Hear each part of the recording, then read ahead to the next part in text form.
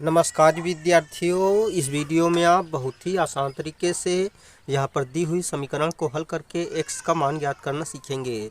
तो विद्यार्थियों, यहाँ पर जो समीकरण दी हुई है यह कुछ इस प्रकार से है।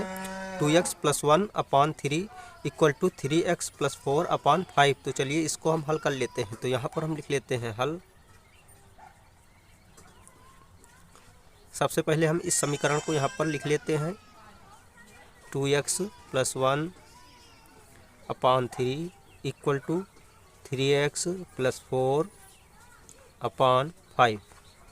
नेक्स्ट स्टेप में इम्प्लाइज त्रियक गुणा करते हैं, अर्थात 2x + 1 का 5 से व 3x + 4 का 3 से। तो इसको यहाँ पर हम इस प्रकार से लिख लेते हैं। 5 × 2x + 1 = 3 × 3x + 4।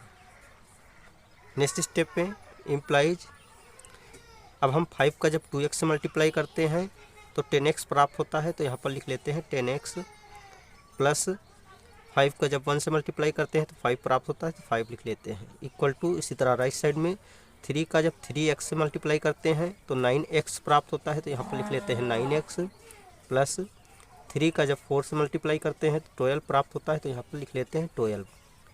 नेक्स्ट स्टेप में इम्प्लाइज यहाँ पर लिख लेते हैं 10x।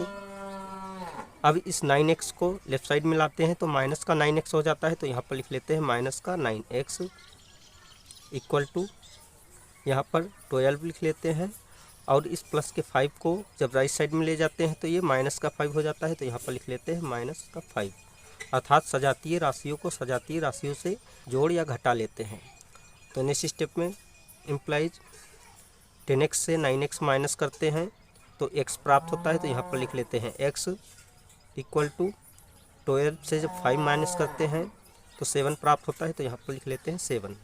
तो विद्यार्थियों, इस प्रकार यहाँ पर x का मान 7 प्राप्त हुआ, अर्थात इस समीकरण का हल x = 7 प्राप्त हुआ। यही आंसर है।